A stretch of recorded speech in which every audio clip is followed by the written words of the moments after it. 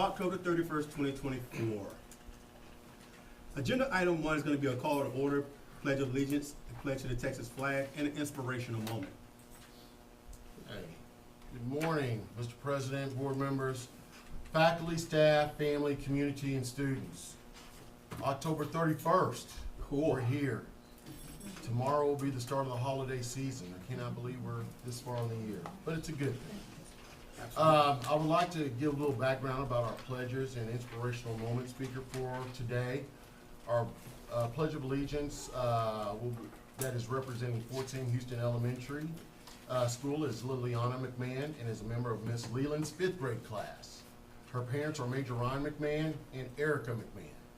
Liliana and her family have been a part of Fort Sam Houston Elementary for 6 years. She has 2 siblings, Preya and McMahon and Mary McMahon, who attend Cole Middle and High School. Liliana's favorite subject in school is art because she's very creative, and just kind of having an offline conversation with her, she likes to draw and things of that nature, so that's why she loves art. When Liliana isn't at school, and I thought this was very interesting, she enjoys drawing and going outside. That's kind of, I can relate to that, going outside when you were kids and not on the games and all that. She's still thinking about which college she would like to go to, but she's already an entrepreneurial and has her own sticker business. So,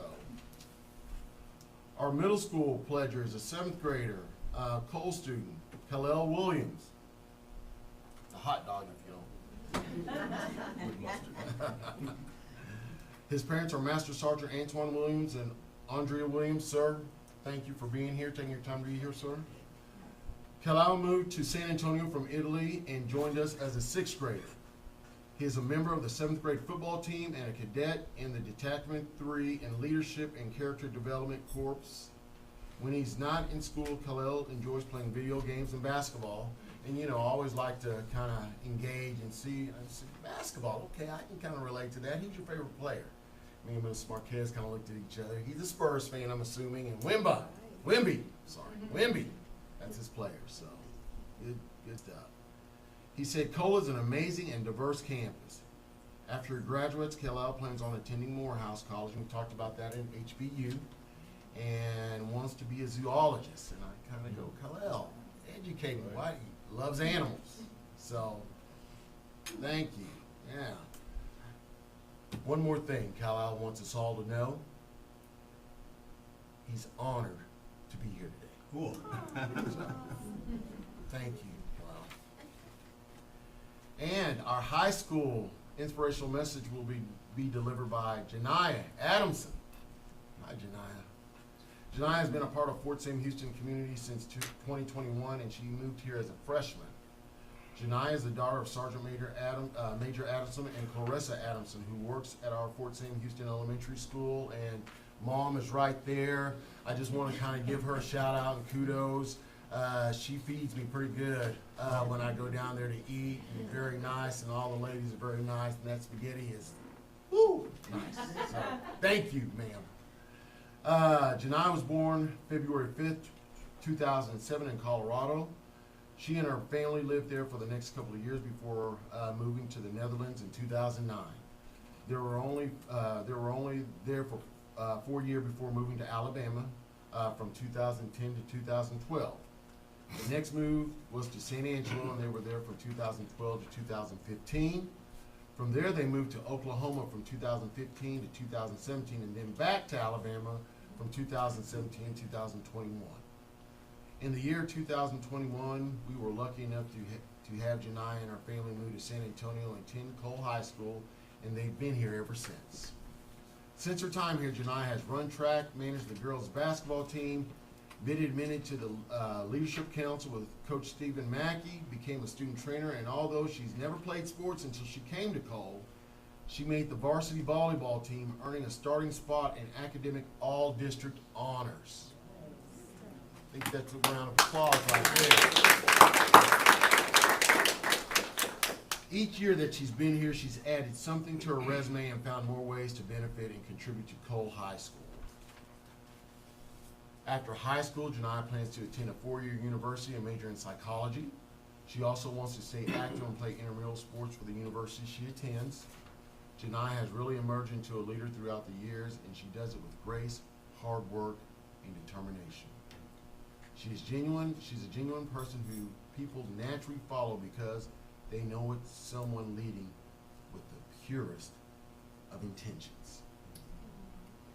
It is truly an honor to introduce Janiyah Adamson to the distinguished and honorable school board of Fort Sam Houston ISD. So with that being said,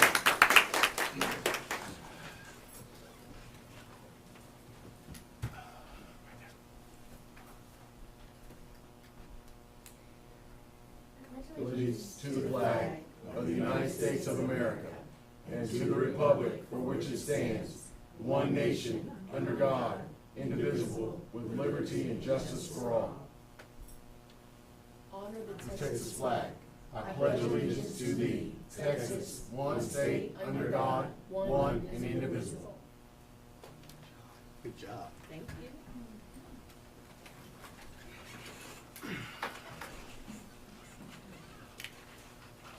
I'm Janiyah. I'm from FSHISD. So, I came to Cole in 2021 as a freshman. I went to my freshman year.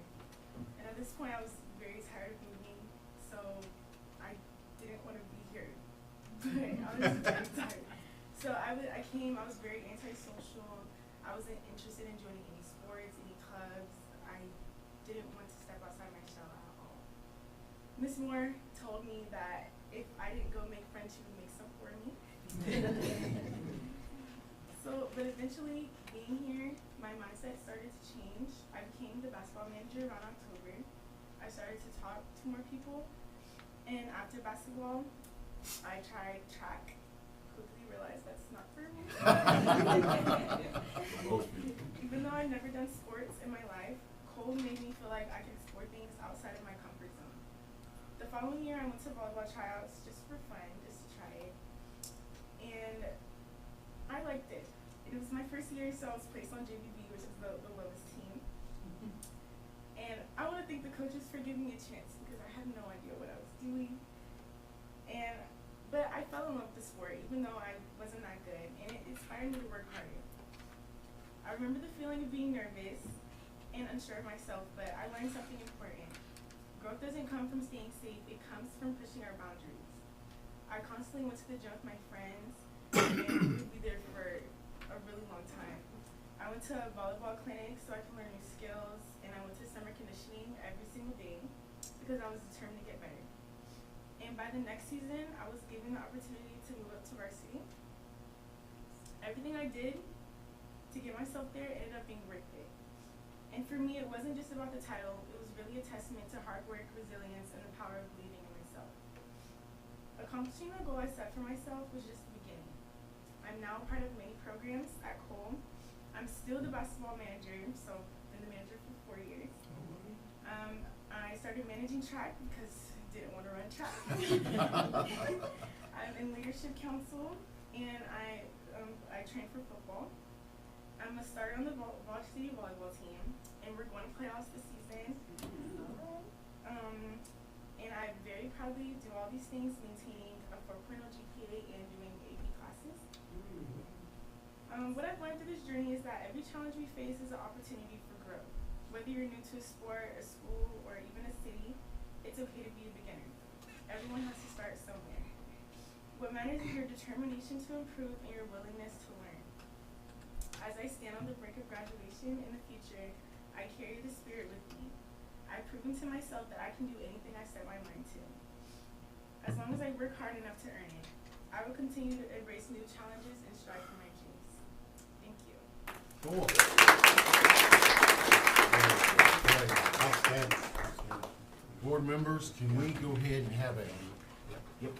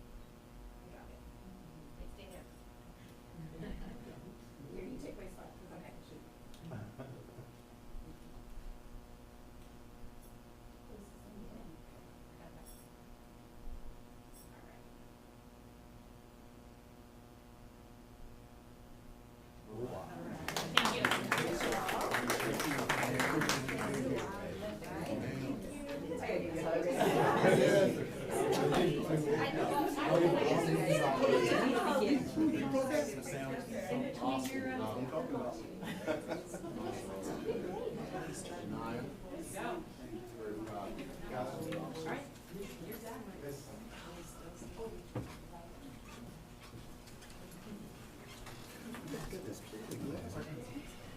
This is how you do it.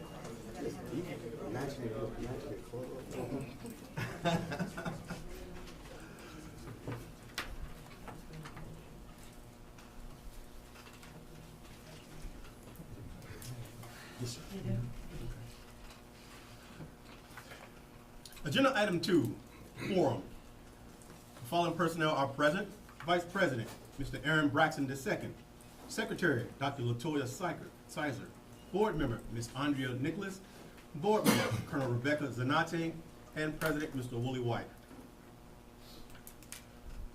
Agenda item 3 is the public comments. Board policy BD local sets out the requirements for the public comments portion of a meeting. During regular board meetings, public comments may address any topic, whether posted on the agenda or not. During special call meetings or work sessions, public comments are limited to the items posted on the agenda only.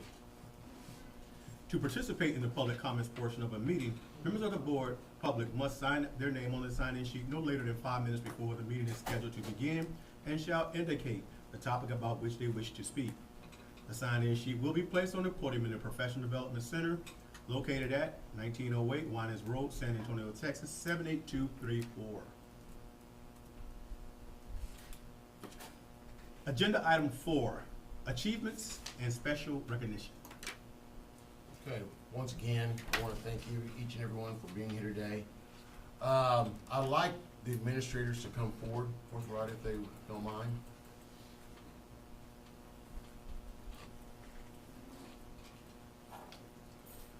Come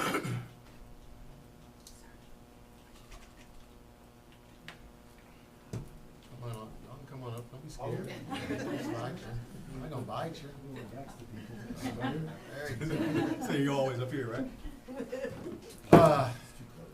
Folks, as we gather for this important board meeting, I just want to take some time, a moment to acknowledge and celebrate the incredible principals that we have in honor of Principals Month. Our principals are the backbone of our schools. They are the leaders who inspire, the mentors who guide, and advocates who tirelessly work to ensure that every student has an opportunity to succeed. Their dedication, passion, and unwavering commitment to education are truly remarkable. We are extremely fortunate and blessed to have such exceptional leaders who not only manage the day-to-day operations of our schools, but also create a nurturing and supporting environment not only for our students, but our faculty and staff. Your efforts, sometimes I'm sure often go unnoticed, but today we want to shine a spotlight on your hard work and dedication. So, to our principals, thank you for your relentless pursuit of excellence, your compassion, and an ability to inspire all around you. Your leadership has made a profound impact on our school community, and we are truly grateful to have you be a part of this district. So, speaking for myself, Board of Trustees, we want to say thank you for all that you do. I see you giving high fives, hugs, and wiping tears at times and having those crucial conversations. But I know y'all go through a lot, and we just really want to say thank you for all you're doing this month. Thank you.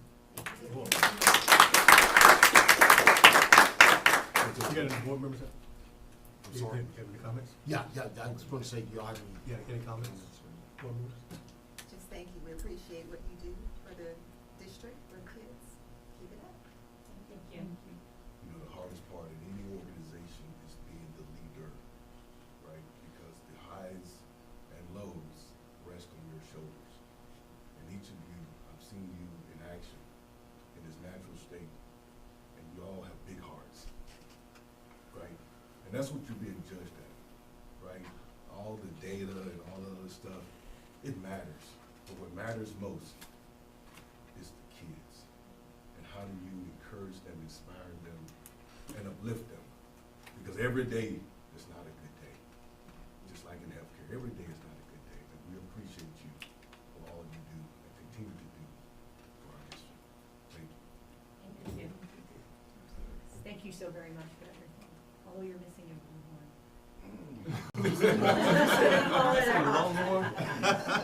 You're gonna get on that bandwagon too, Colonel Donate. Yes, I have to sir. deal Yes, with sir. all these longhorns, but But I do appreciate everything, and new to the board, I just look forward to the opportunity of getting to know you all a little bit more. Thank you. You know, my vice president stole some of my thunder about leadership, so That's on his cheat sheet. I'm gonna move on forward from that. But I will say this, thank you for the leadership and suppressing what's going on within your school, within your different schools, and within your lanes. Because oftentimes, we have leaders who create drama themselves, or leaders who don't understand how to deal with issues, you know, complaints, drama within their school district. You guys don't do that. You guys are keeping, if something's going on, we don't know. But you're doing a great job, and we ask about you all the time. And so this right here is just a small token of our appreciation of what you are doing for our school district. And the leaders and the principals, the principals, that you're creating these new leaders behind yourself, continue to build them. So when you step away, if you step away, they can step right into your role. That's their whole purpose. Leaders, prepare the people that are beneath you. Prepare the people that are beneath you. But thank you for everything you do and keep doing what you're doing. Thank you. Last but not least, I too want to say thank you to you all for deciding to plant yourselves here at Fort Sam ISD. And what's the saying? Bloom where you're planted. Well, I thank you for choosing us to plant those skills that you have and allow us to grow. So thank you. Thank you. can we get a photo op? Absolutely. Then we can go from there.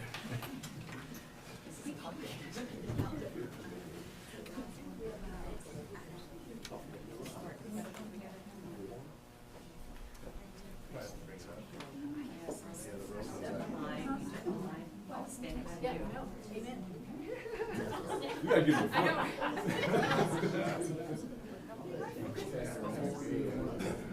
Dr. Serna, Ms. Fisher, Dr. Sultan, Ms. James here, Ms. Foreman, Ms. Jones, Ms. Rotella, and Mr. Mayor. There we go. I'm gonna put this.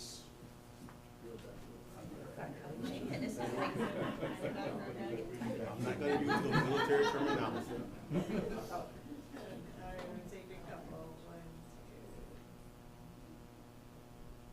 All right.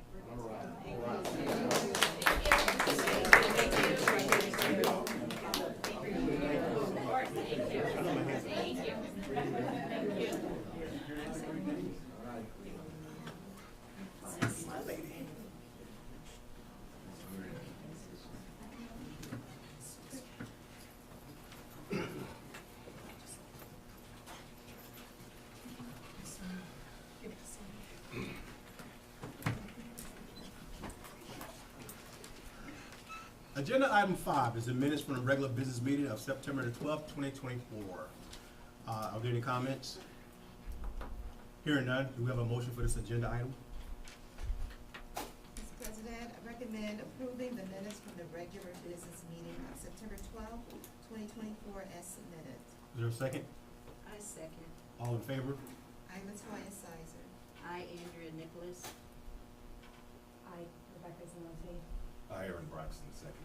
Aye, Willie White. Majority vote, motion passes. Agenda item 6 is the superintendent's report. All right, once again, Mr. President, board members, faculty, staff, good morning. We have a few reports to give you this month. Dr. Shanetta, you did not have anything. No, sir. Okay, principal's report. Let's go start with Ms. Fisher. You have the call, ma'am. Good morning.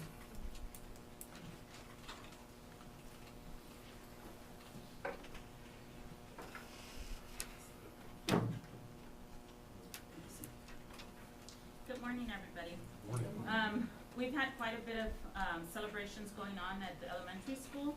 We celebrated our custodian. We had Custodian Appreciation Week where we had our students decorate spots for them because they keep our school spotless.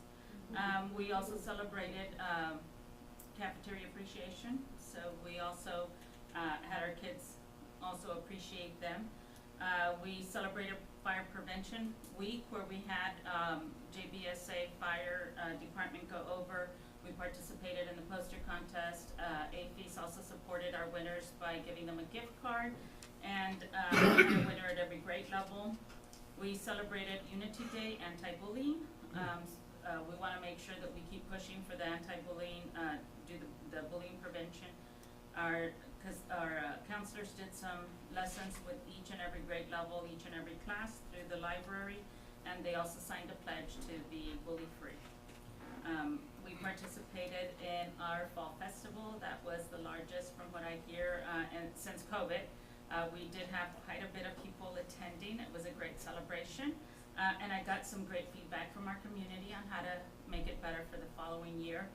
One of the things that we plan to do is to open it a little bit early for our special ed population that are sensitive to, sensitive to the sounds that happen. We're currently celebrating Red Ribbon Week. Today's our last day that we'll be participating in the celebration, closing out with the literacy costume day today. As part of our homeschool connection, we also did the literacy pumpkin contest. So we had so many pumpkins come in. All of those are on the s'more. Upcoming, we have another homeschool connection where we're doing the pumpkin chunkin'. We have students creating those contraptions at home, bring them in with the parents, and then they'll see who wins by chunking pumpkins. On November 13th, we're going to be celebrating World Kindness Day. On November 15th, our dance team and choir will be performing at the Spurs versus Lakers game. The performance will be prior to the game. We were selected for one of those high-profile games because our dance team and choir have been phenomenal in previous performances. We also have a PTO movie night on the 15th. They want to bring the community together. It's about giving the families something to do and a way to connect. There's not going to be any charges. They will have concession that will be for sale, but they plan to offer pizzas and stuff ahead of time for families to be able to go and have dinner with their kids there. And then after that, we have Thanksgiving week. So we're looking forward to seeing all our families get a nice little break and spend it with family. Can you repeat the date of the Spurs performance? The 15th, November 15th. November the 15th. Mm-hmm. So I apologize for my little outbreak, but I'm a diehard Laker fan. And my son worked for the Spurs, so I have to, I wear two different pieces, right? But I do want to thank you for one thing. Thank you for recognizing our ground maintenance, janitorial custodial personnel, and as well as our maintenance teams, our ground team around here. Because let's face it, without them, we can't do what we do. That's right. The first time I go into the restroom, there's no tissue, I'm gonna be hollering, right? They've been phenomenal at the elementary. Anytime we've had either flu breaking out, a common cold, I ask them, can we have that classroom sanitized just so that it doesn't continue to spread, it doesn't affect our attendance. They're quick on it. They get it done right away. So I'm really happy with how we work with them to make sure that our schools are always the best. When I see them, I always try to shake their hand, Yes. whether I know them or not, and get to know their name or whatever, because it's just that important to me. Yes, So thank you. absolutely. Thank you. Thank you, Ms. Fisher. Dr. Sultan, good morning, ma'am. We have the calm. We are also keeping the co-op is participating alongside the elementary, middle school, high school. So thank you to the admin that allows and is inclusive of all our students that are housed at the elementary and middle school and high school. So our students participate and get to enjoy with the age-appropriate peers all the fun activities. Right now we have students, total of 47 students that are receiving services at the co-op, through the co-op that are housed here, elementary, co-op academy, middle school and high school. And that does not include students that are also receiving services at Lackland, Randolph, and Fort Sam. Services through OT, PT, teacher for the visually impaired, teacher for the deaf and hard of hearing, counseling, and so forth. Out of the 47 students that are supported here at the co-op academy, 35 of them are from Fort Sam, 7 are from Lackland, and 5 from Randolph Independent School District. So our numbers are growing, sir. Cool. Sounds good. Every month I come in with a higher number. But we have an amazing team, great collaboration, Yeah. and our students are getting the best. Yeah. Yes, sir. Of that 47, Yes, sir. How many are seniors? Just curious. Seniors, we only have, Just one senior. this time we only have one that will be crossing the street. Last year, we had seniors from all 3 school districts. Yeah. Yes. This time, we only have one Only got from one. Fort Sam. Okay, cool. Thank you. Thank you, ma'am. Dr. Serna, good morning. Morning. And I know you're also doing athletics as well today, correct? All right, so Cole, we'll start with Cole. We had a couple weeks back, maybe it was last week, I'm getting them all kind of blurred together. We had a career in college fair. That's during the school day. So we probably had about 30 to 40 folks come out, which are parents, staff, spouses, staff, family, JBSA partners come out and they present to our middle school and high school students for career pathways and just ideas. And then we have the colleges set up in the high school mall. So we, University of Texas, A&M, all these guys, we bring them out here, try to get our students interested in that always goes really well, so we're proud of that one, and it's put on by counselors. Esports starts their competition. So esports is a high school and middle school program. So it's separate, but they compete together at what's called Techport San Antonio on the south side of town. They go out there and compete, and there's no levels. It's just competes. You compete with Steele, Madison, Sotomayor. All these high schools get together and compete, and it's pretty exciting. And it's a different planet, but you get to see that world. And we have 2 students currently at St. Mary's University who graduated last year on scholarship for esports. So it's a bridge, and those students came back to help guide our students before the season started. So it's nice to have that esports bridge going on here. CTE, so early in the year you have what's called the CTE month, and we celebrate our CTE career tech program. So career technical education, these students can leave with certifications in different industry areas. We have healthcare, digital media, programming, cybersecurity, and culinary. Culinary is the group that you smell the smoke, because they're starting to compete. So that's going to be one of the new areas for our CTE program is competition with barbecue and smoking. But all the other programs are already involved with their either partners in industry or student organizations. 2 upcoming events, November 7th. That morning, we have November 7th, we have the Veterans Day ceremony from 9:30 to 10:30 in the morning in the Cole Gym. So again, November 7th, 9:30 to 10:30 a.m. in the Cole Gym. That'll be our Veterans Day ceremony. At the same time, 8:30 to 12, we have a BAMC flu shot clinic going on in the high school mall. So BAMC will be in the front end. Veterans Day ceremony will be back here. Our idea is to get all the families who attend to go get their flu shots. That's all I have. Cool. Thank Ready you. to roll right in? Athletics. We have volleyball, which you heard Janaya, one of our speakers, came up. They ended up with a 7-3 district record for volleyball.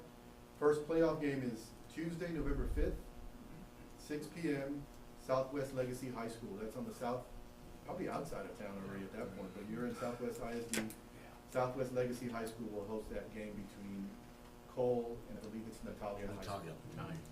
And we have a really good chance of doing well, so that's a good game to go to. You know, we'll celebrate not just making it to playoffs, but advancing past by district. Absolutely. Football, we have a 5-3 record. Got 2 games remaining. We're playing one tomorrow at Poteet. Playoffs start November 15th. So you either going to the Lakers game or you going to the Cole playoff game. Hopefully we got all of you coming out to the Cole playoff game. No point. Cross country is going to state, so I don't know if you're following that team, but they advanced to state. They were second in the region. That team making it to state is Catherine Zenante, Destiny Villegas, Amanda Gallardo, Morgan Rogers, Reagan O'Neill, Deborah Garza, Addison Long. We'll have a send-off later today at 3:40 for that group. And we also have Ilias Braxton on the boys' side. Swim team is off to a strong start. I don't have a lot of details on that team, but it's early in that season. But as they advance, we start to learn more about where they're headed. So, Appreciate you, sir. yes, sir. You hurt me, Dr. Serna. You know, a lot of people don't, Dr. Cerner, if I could, a lot of people don't appreciate the College and Career Day, right? Just the exposure, because I can just tell you, when When I went to college, I wanted to be an athlete, then I wanted to be a physical therapist. I ended up being a hospital administrator, and I wish I had that exposure early on. And so that is just phenomenal, where you just expose them as much as we can to different career sets. And so, no, I appreciate that. And just the interest of those facilitators who want to be a part of this. It's a fun event, 99.9% counselors who do that, they're passionate about it. And we also work with Black on that, so we do have a liaison connection where we're working with Black on this event, and it's huge. And then we work with Black all year though, but that's one of the big events that we start early, so I appreciate hearing that. Thank you. Ms. Novak. The first round of interviews for the facilities director position were conducted last week, and we selected some for second round, and those interviews have been scheduled to occur. So recently, the board approved our next facilities project. So we've worked with legal counsel to prepare the request for qualifications for architectural services, and then the request for proposals for construction manager at risk. At this point, though, as far as putting those notifications in the newspaper, I'm gonna schedule it so that the new facilities director can be on board to help us review all of those proposals, because that individual will be working closely with the architect and the CMAR.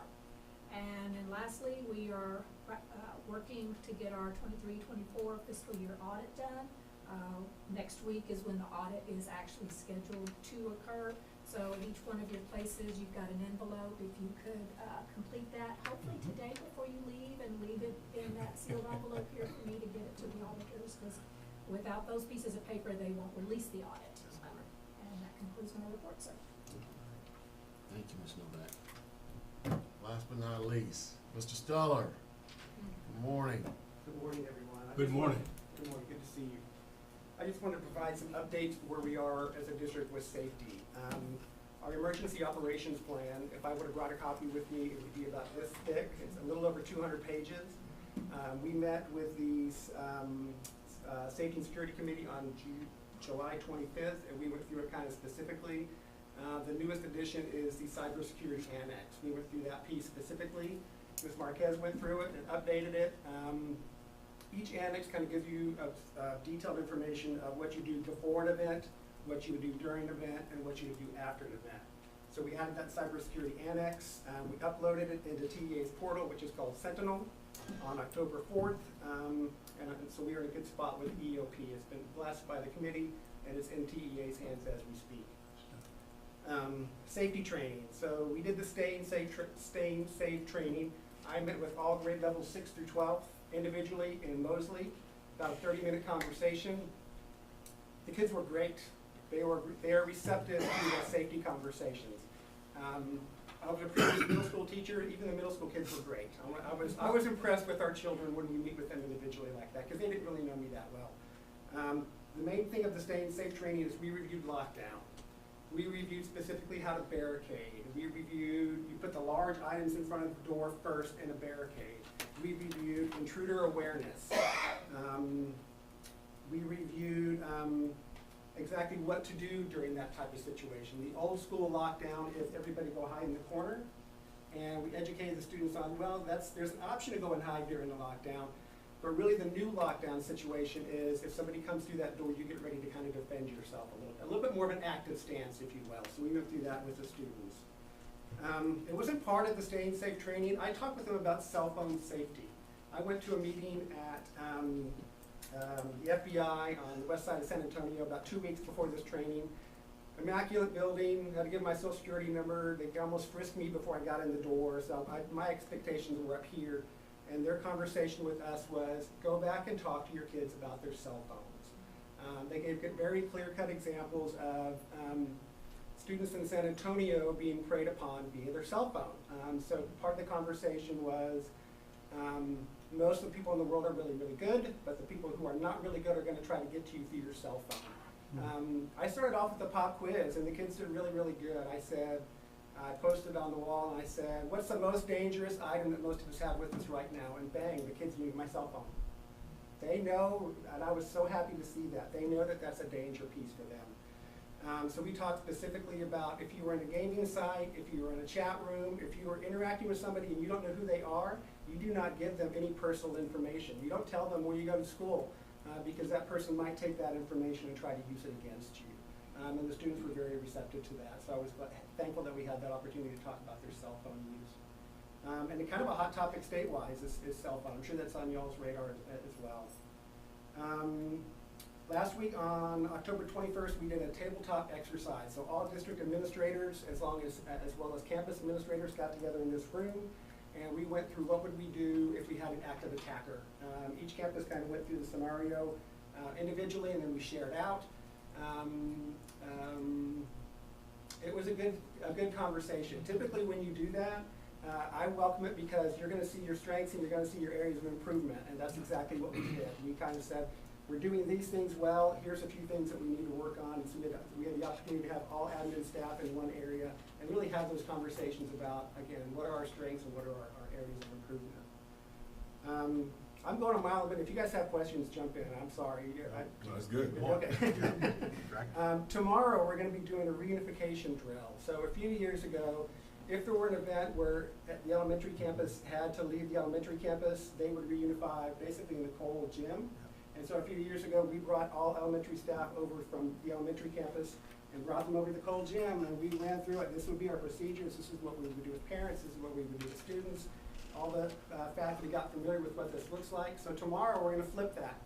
If we had a situation where Cole had to reunify and leave Cole, they'd be going to the elementary campus. And so tomorrow at 8:30 a.m., all of the Cole staff are going to get on buses, and they're going to go over to the elementary campus, and they're going to familiarize yourself with the outlay, what the protocols would be. We have some parent volunteers and some student volunteers who are going to participate, kind of test the system, if you will. And so I'm looking forward to that. And then at about 10 o'clock, the co-op's going to do the same thing. So if the co-op had a situation where they had to leave the co-op facilities and reunify elsewhere, they would go to the elementary school. And so tomorrow at about 10 o'clock, the co-op is going to do that exact same procedure to reunify at the elementary school. Quick update on safety-related projects. There's not a whole lot. I will tell you, the elementary campus has new radios. Ms. Fisher, how are they working? Are they working okay? The what? The new radios? Carly? Awesome. Good. Yes. Good. The elementary campus, you might not know this, they actively use their radios. It kind of makes sense. You've got 800 littles who, you don't really know what they're going to do from one minute to the next, to be real honest. And so the elementary admin, as well as counselors and front office staff, if you listen to their radios, there's stuff that happens every day. And so it was important for them to have really up-to-date and effective radios to make sure that children are safe at the elementary campus. So I'm thankful that we've updated those radios at the elementary campus. The only other safety project right now is crosswalks. So there's a parking lot in the tech building. Some Cole students park in the tech parking lot, and they cross Winans Road to come over here. They did some work on Winans where they repaved that road, and so that crosswalk is no longer there. We've got some safety cones out there right now, but we're midway with a contractor right now to have that crosswalk reestablished, if you will. They're going to paint it and make it more viable. And if you've ever been at the co-op, there's a road right in front of the co-op that's never had a crosswalk. So to get to the co-op building, you have to park, and you have to cross a road, and then you can actually enter the co-op. And there's a street right there. It's not used very often. It's mainly used by the building that's next door, but there are vehicles that go through there. So we're going to add a crosswalk at the co-op. Just a quick update on ongoing safety practices. So every week, I myself personally, usually on a Monday or Tuesday, I try to mix it up. But on Monday or Tuesday, I personally walk every exterior door in the district. So elementary campus exterior doors, Cole campus exterior doors. I physically go and check those doors to make sure that they're locking correctly. We're in a good spot, maintenance-wise, security-wise. Those doors, I will tell you, invariably there's no problems, but there is a state expectation that we do that weekly. On the rare chance where I do find a door that's not operating quickly, or as it should, I reach out to maintenance staff, and maintenance staff is there. I don't know if you know AJ. AJ is my guy. I reach out to AJ. AJ comes and fixes that door within the hour. And we fix it immediately. I had one this week and he was on it. Just like that, we fix that door. We additionally do interior classroom door checks. So there's a district expectation that classroom doors be locked when students are indoors. So we go around and we check those interior doors to make sure that they're locked as well, to make sure that the staff are aware of those expectations. And then last but not least, our drills. Just want to assure you that we are up to date on our drills, our lockdowns, our fire, our evacuate, our shelter drills. We are up to date, and we've got those planned out for those coming up into the future, but I just want to provide you some assurance that we are taking care of those state expectations for our drills. So I said a mouthful. You guys have to have a question for me somewhere. Well, I'm just amazed that you're in a new position, like you've been doing it for years, right? We call that battlefield promotion, right? Just phenomenal. And I'm not sure, I see you got your right hands, I'm not sure who Batman, who's Robin. But, you know, I know you can't do that alone, right? It's just a team. They are fantastic. They are on the campuses every day, making sure that doing that work that's not really recognized. So I appreciate you giving them some recognition as well. You're exactly right. Thank you, sir. I'm gonna have to stop this, Colonel Braxton. Stop this. I want to thank Colonel Slack for taking time out to come and attend our meeting, because we know how busy your schedule is, ma'am, but it's really great to have an opportunity to put hands on you, to see you, to speak to you, so that you know who we are as a board and as a school district. It means a lot. And I wanted to, It's important. It's important, so. It really is. It really is.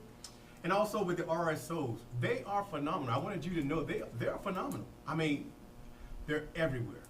Every sports event, they're around the school campus. You see them. You don't have to technically look for them. It's easy to find them. And their leaders need to know how well they are doing. And they're happy at what they do. They're very happy at what they do. You know, so I really wanted to make sure that you knew that. If you could pass it on to their leaders, it would be a great thing. Now, are they escorting the dance team to the Lakers and Spurs game? No, I'm just kidding. Maybe.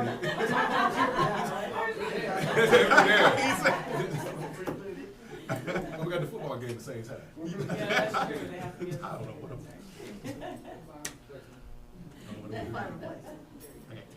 Thank you. I'll definitely pass that on to my battle buddy. Very much appreciated. Thank you, ma'am. Thank you, everyone. I appreciate y'all. Hey, thank you for a great job. Yes, sir. All right, Mr. President, board members, that's my report for the month of October. Cool. Thank you, sir. Agenda item 7 is the financial reports for September 2024. Are there any comments, board members? Hearing none, is there a motion for this agenda item? Mr. President, I recommend approving the financial report for September 2024 as submitted. Is there a second? A second. All in favor? Aaron Braxton, the second. I, Latoya Sizer. I, Andrea Nicholas. I, Rebecca Zante. Aye, Willie White. The majority vote, the motion passes. Agenda item 8 is a resolution acknowledging review of the investment policy. No changes recommended. Were there any comments, board members? Hearing none, is there a motion for this agenda item? Mr. President, I recommend adopting the resolution acknowledging the review of the investment policy for the 2024-2025 school year as submitted. Is there a second? A second. All in favor? I, Latoya Sizer. I, Rebecca Zante. I, Andrea Nicholas. Aaron Braxton, the second. Aye, Willie White. Majority vote, the motion passes. Agenda item 9 is the 2024-2025 English as a Second Language ESL waiver. Are there any comments or questions from the board members? Hearing none, is there a motion for this agenda item? Mr. President, I recommend approving the submission of an ESL waiver application to the Texas Education Agency as submitted. Is there a second? Second. All in favor? I, Latoya Sizer. Aaron Braxton, the second. I, Andrea Nicholas. I, Rebecca Zante. Aye, Willie White. Majority vote, the motion passes. Agenda item 10 is the Gifted and Talented Program Report for the 2024-2025 school year. This is for information only, no action needed. Good morning. Good morning, Ms. Fuller. Okay. So this is just the annual report, kind of talks about what the status of our program is, and actually, I just noticed that it's actually for last year. No, okay. So this is actually for last year, where we were. So you have you have my write-up. Basically, we are, we're holding steady. We are showing growth in our number of kiddos, and I think that has a lot to do with, that we're being more rigorous in how we identify kids, and not meaning we're being more strict, but we're looking more closely at each individual student. And what that means is we have a growth in our our twice exceptional kiddos.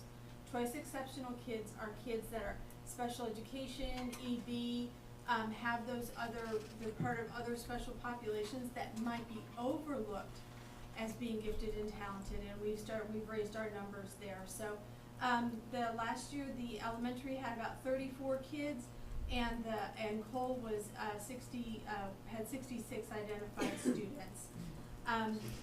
We have the members of the GT Advisory Parent Committee listed, and they help us to make sure policies are clear, make sure that they make sense for families and for staff, make sure that we're doing things that are in the best interest of our families.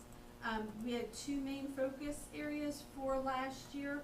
The first one was the rigorous and complete and aligned referral process, which we are in good shape for that one, and which I already mentioned, brought us more of the twice exceptional kiddos. And then also working on professional learning for all staff.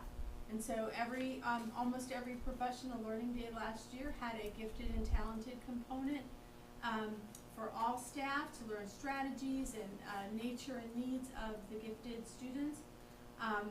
So that continues, we're going to continue that as we get more and more of our teachers to get their foundation hours, etc. And then the GT coordinators on each campus also went to the Texas Association of Gifted and Talented annual conference as well for their own learning. I just wanted to point out 3 highlights from the program highlights.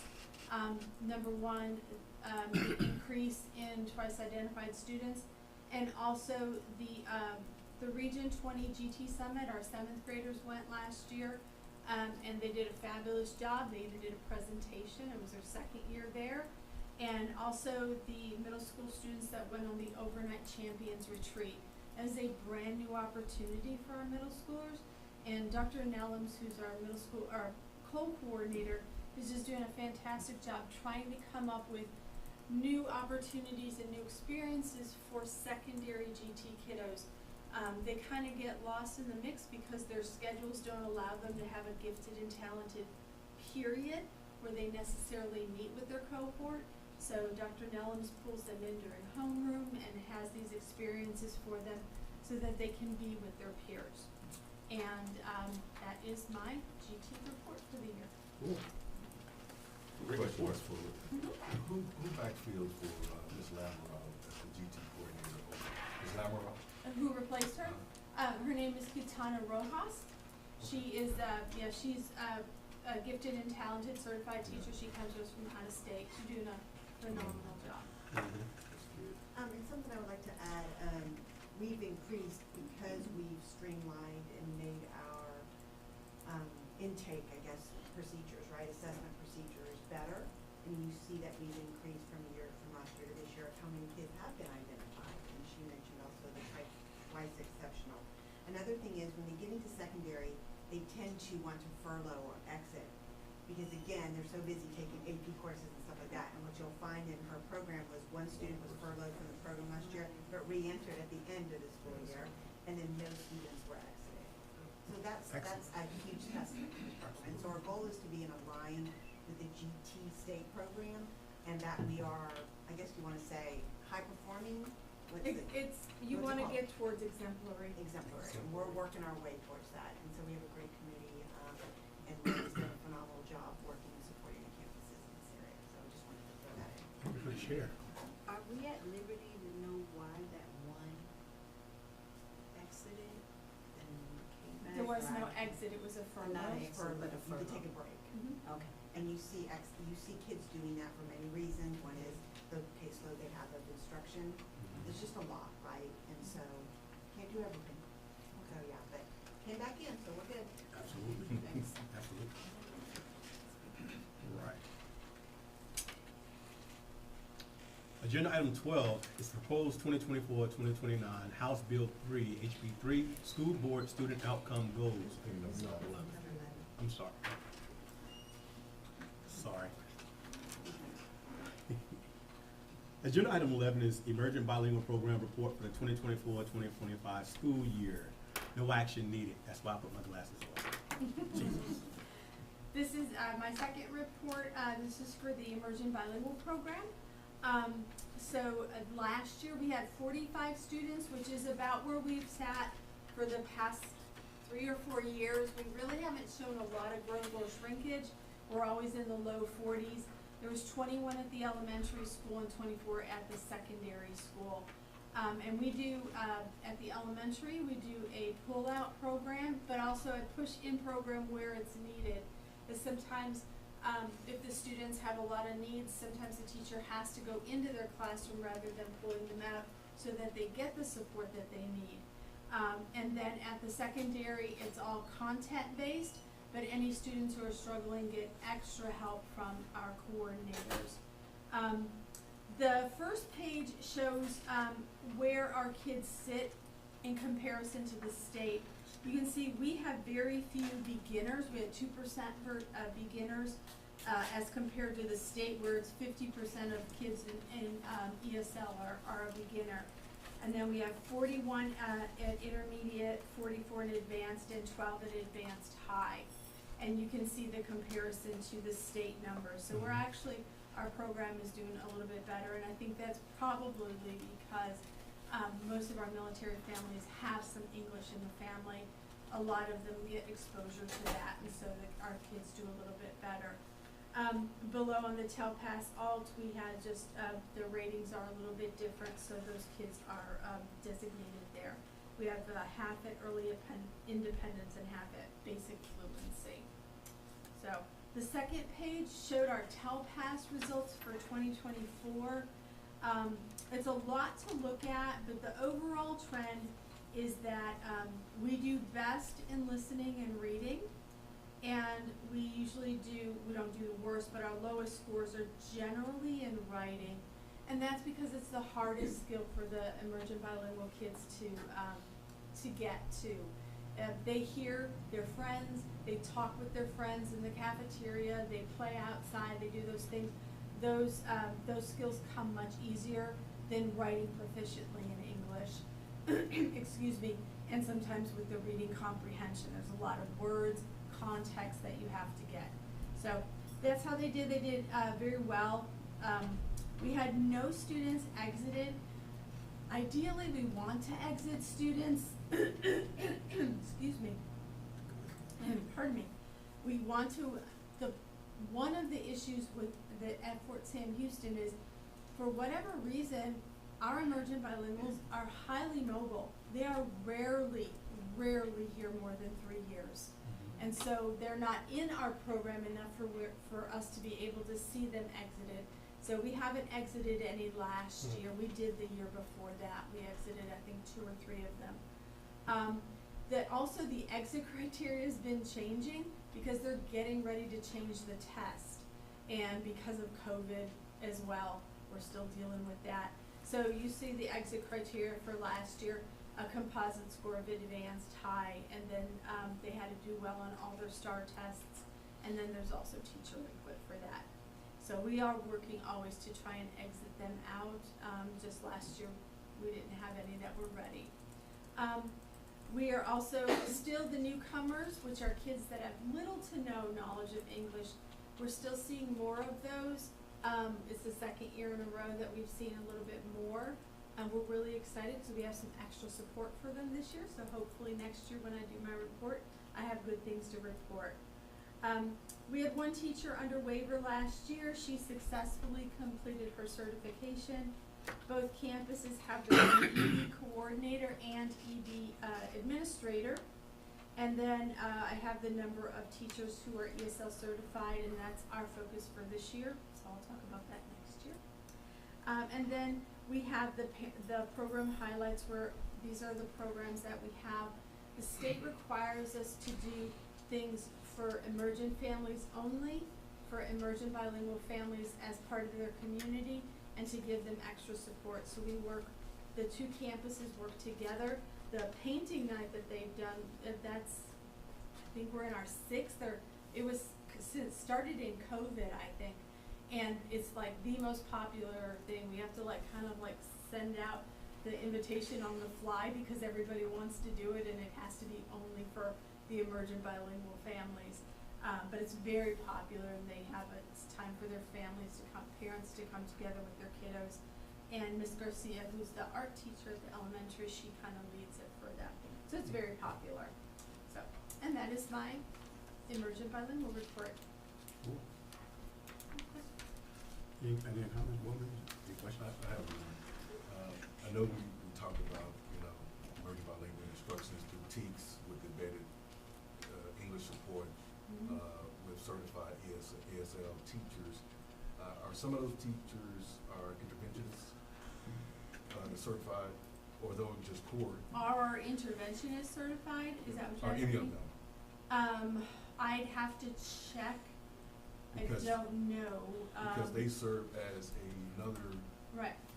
eyes in participatory, body within the classroom setting. And so I was just asking if we ever considered them, because they're not teaching core courses, right? Or core classes, so it could be used as another, Well, I form think of you've support. been looking ahead as well on me, not just Mr. White, because that is part of our professional learning plan for starting this year and going into next year, is that more teachers besides the English teachers get their ESL certification. That's one of our major pushes for this year. Thank you. Absolutely. Thank you. Good question. Thank you, ma'am. Mhm. I have no glasses this time. Agenda item 12, to propose 2024-2029 House Bill 3, HB 3, School Board Student Outcome Goals, the early literacy, early math, and college career military readiness. Board members, do we have any questions or comments for this? Okay. I think we got a presentation, right? Yes, sir. Good afternoon, Mr. Afternoon. White, thanks, board members. Happy Halloween. Oh. I was expecting some costumes out of you. All right, House Bill 3, School Board Proposed Student Outcome Goals. We are coming to you today to ask for you to approve 3 goals that are required under the state for board goals. And so, November 7th, upcoming, as you guys know, is a special called board meeting that is going to be training for you all on evaluating and improving student outcomes, that training on November 7th. And House Bill 3 is part of it. So House Bill legislation, there's a lot to House Bill 3, but I'm only going to talk about the student outcome goals that we are proposing to you all to approve. Okay? And the goals are at 5-year increments. So we just finished our first set that you guys approved 5 years ago, and we'll go through those to remind you. But let me talk to you a little bit about the vision the state has for these goals. By 2023, the state is hoping that at least 60% of the Texans will have a degree, certification, or post-secondary credential of value. And for K through 12, what they're hoping is that every child is prepared for success in college, career, or military ready. And as you know, one of the charges that Dr. Bay has given us is that every student leaves us CCMR ready. Every student is on grade level. And then also one of the goals they have for post-secondary attainment is a goal of 60%. So high school graduates have enlisted in the military, earned an IBC, a second-year degree or 4-year degree from any institution nationally within 6 years of graduation. So the state tracks all of this data. So when they came up with this vision, and just so you know, there's about 5 million kids, right, that are in public ed in this state. And so it's very important that these kiddos have the necessary skills to participate actively in our community when they get out of school and in our economy. So House Bill 3 overview in relation to these board goals. These are the requirements that the legislation has put down for us, and I'm just going to give you a moment. I'm going to talk briefly through them. You guys, if you've been on the board, have seen these, and for some of you guys, it is new. The goal requirements, or school boards are required to adopt plans in early childhood literacy and math, as well as college, career, and military readiness. And that's what we're coming to you today with. All plans are required to have at least one assigned district level administrator to submit an annual report to the board. That is yours truly. An annual review by the board at a public meeting. That's what we're doing, and we will do an annual review. We've done it every year for you all. And an annual report posted on the district and campus websites. And then also specific, quantifiable annual goals for 5 years at each campus. The early childhood goals, they're required to include these following bullets. And what you'll see is we'll come forward to you with a proposed 3rd grade literacy goal and a proposed 3rd grade math goal. But with the fact that you'll see that we're working on all of early childhood to get to the 3rd grade, okay? We will come forward and show you the targets that we have for each student group. And we will also talk to you and have been talking to you about all the professional learning and supports that we give our teachers to obtain these goals with our kids.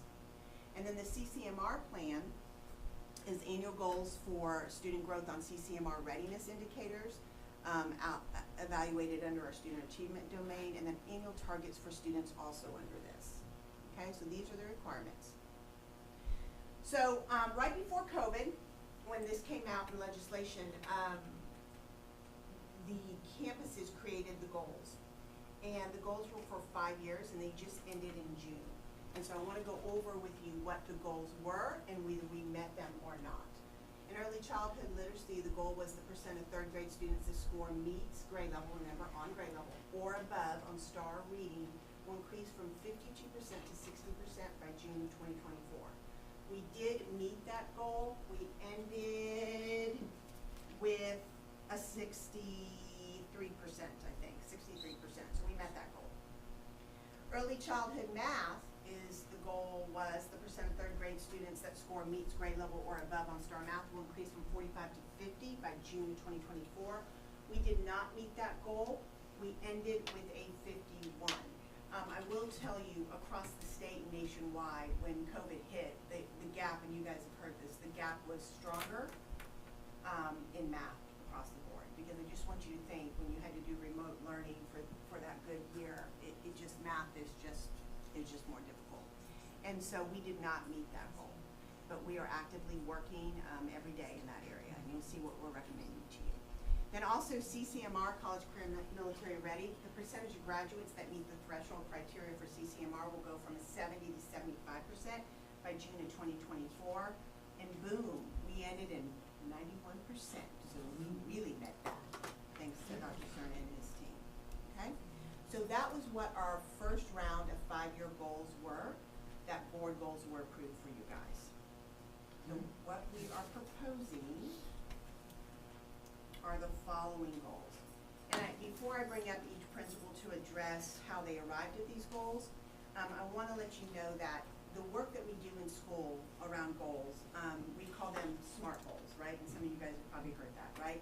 The goals need to be specific, they need to be measurable, they need to be attainable. They have to be attainable. They also have to be realistic, and they also have to be done in a timely manner, right? And so we spend a lot of time creating these goals and the strategies and the targets. So you will hear a lot at minimum once a year about how we're doing in these areas, because these are your school board goals. There's 3 of them, okay? So there's also a memo in your packet that has this one page with these goals on it for you. So this time I'm gonna bring up Ms. Fisher for Fort Sam Houston Elementary to talk to you about the literacy goal and the math goal. Oh, I'm right there. I was ready. I know. So we did a campus needs assessment at the elementary to see where we were at in regards to our curriculum and student performance. And this year we are going through curriculum-based professional learning. We have new curriculum that the teachers are working on. And when I met with the CEIC, which is a group of teachers, including a parent, to be able to come up with, to develop goals for our students, we talked about starting where we left off, right? Where did we end in 2024? So we decided 62% is what we're aiming to maintain this year based on all the new curriculum and the challenges that our being brought forth with it, with a goal to increase and be at 75%, where our third grade will be at 75% by the end of 2029. And then for math, we did the same thing.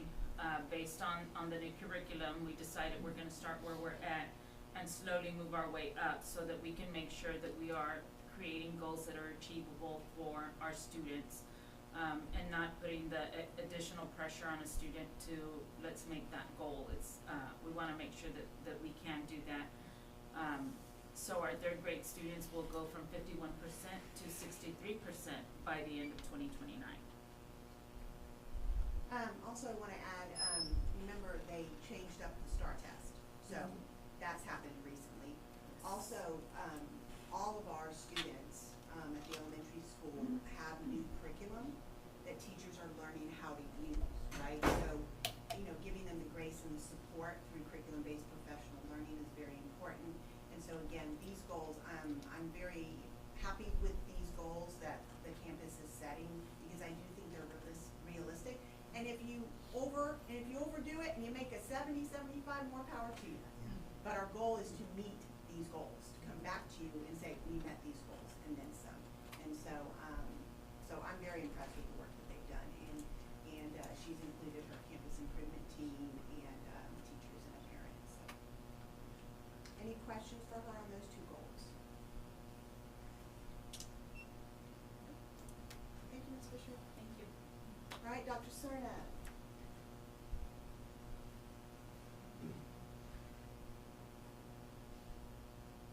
Alrighty, it's the same idea. You get together with the campus, the CEIC, which is our Campus Education Improvement Committee, and we start talking probably in May of the previous year, and just go from May to July to August.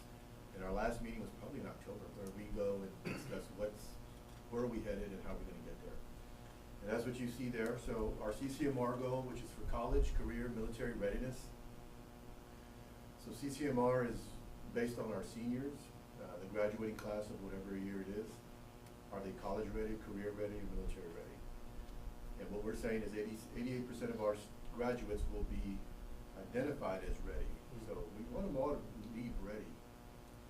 But 88 is what TEA considers an A right now, if I'm correct. So that's where TEA says this is an A.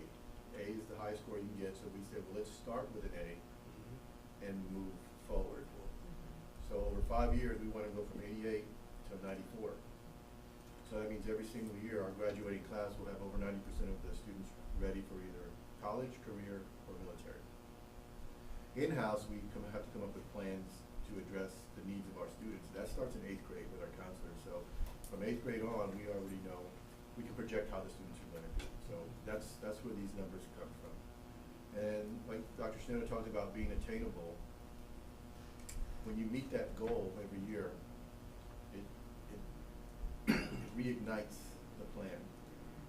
When the goal is not attainable, or it's not connected to our world, it starts to leave our mind at that point, and then we're no longer thinking of it. And so what we want to do is create it to where it's built on our success. So even though we're at a 91, I want to make sure that we still stay in that realm, because 91 is what TEA considers an A, and I don't know county-wise where it is, but it's, you know, looking at state data, it's a pretty good score that we don't ever want to drop from. So that's that range that you see there. I think what were we last, because remember, this is lagging data by year, so we were in the 60s the last, so we jumped from 60s to a 91. Yeah, over time, Definitely going in the right direction. like high 50s to high 60s to 91. And if you go look at our plan, it's not that our students aren't ready, it's the adult side, making sure that the students know what route to take to be ready, to be identified as ready. Our coding, which is where now we're doing our coding to be accurate, so it takes the adults on the backside to make sure that the students are ready. Because students are going to trust us to get them on the right path.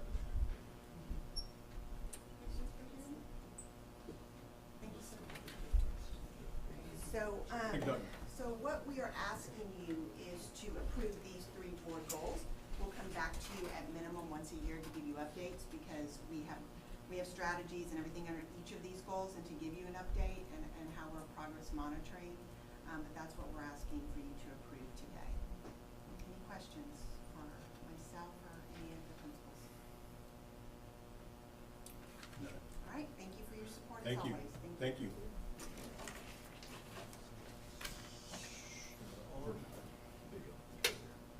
That's it. That's it.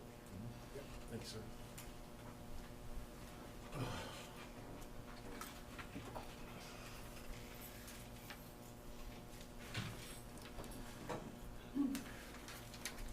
Board members, do we have a motion for this agenda item?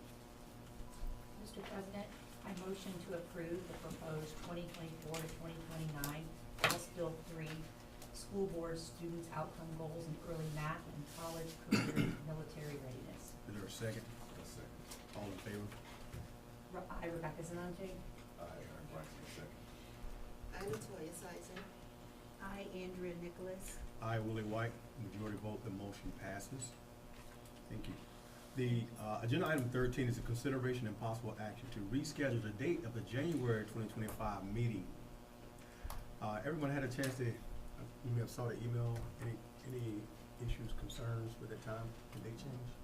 Basically, folks, Cabinet will be at Midwinter during Yep. that week, and we want to move that meeting up a week, because usually when we're in Austin during that week, we're not only fighting traffic and crowds, but also fighting weather during that time as For well. January.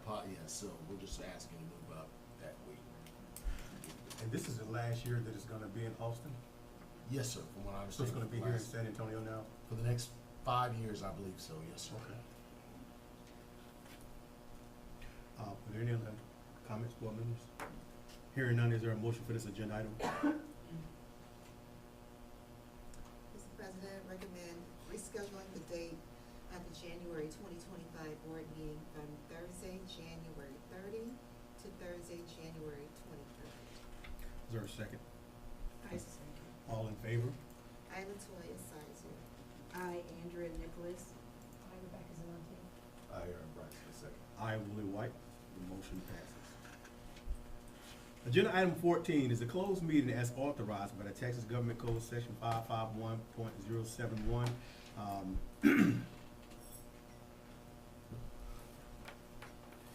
And I just want to reinstate this here. Letter A is pursuant to Texas Government Code Section 551.074. Make sure I get that in there. The time is now 12:15 p.m. We will move into closed session.